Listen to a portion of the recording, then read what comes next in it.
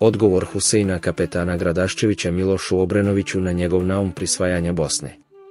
U vrijeme bosanskog ustanka, tačnije Gradaščevićevog pokreta za autonomiju Bosne, tadašnji srpski knez Miloš Obrenović je nastojao iskoristiti teško stanje u Bosni ne bi li prigrabio dio Bosne.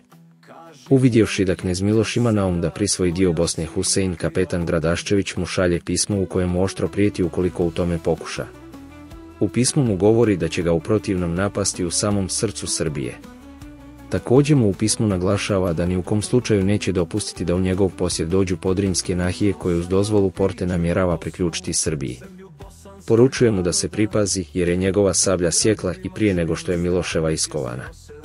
Pa da sad citiramo riječi Huseina kapetana Gradaščevića, zmaja od Bosne.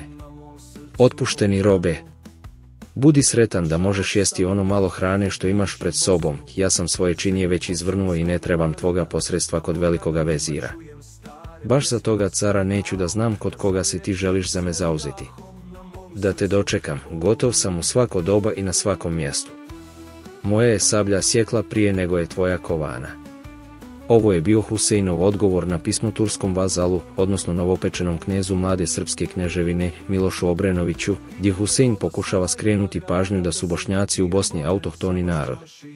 Miloš mu je odgovorio šta je Bog vodom i gorama ograničio, što je nekoć Srbiji pripadalo i što premilostivi car, sultan njoj opet hoće da prisedini, to ni Husein kapetan niti sva Bosna ne može zaustaviti.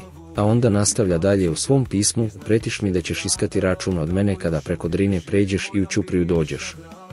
Ja te za to ne molim da ne činiš. Čik, i sutra odmah predi. Sablja ti tvoja ne može ništa pomoći protiv same Srbije, a kamoli protiv Srbije i protiv carske, sultanove, vojske. Iz ovog pisma lahko je zaključiti da je Bosna u to vrijeme imala dvostruku brigu, Srbiju i osmansku vojsku. Razvoj događaja nije dopustio Gradaščeviću da poravna račune i sa Srbijom.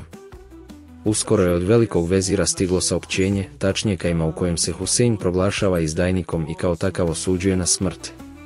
Ipak, narodi i bošnjački velikaši nisu napustili svoga vođu te su dodatno zbijeni redovi u borbi protiv Srbije i Osmanskog carstva.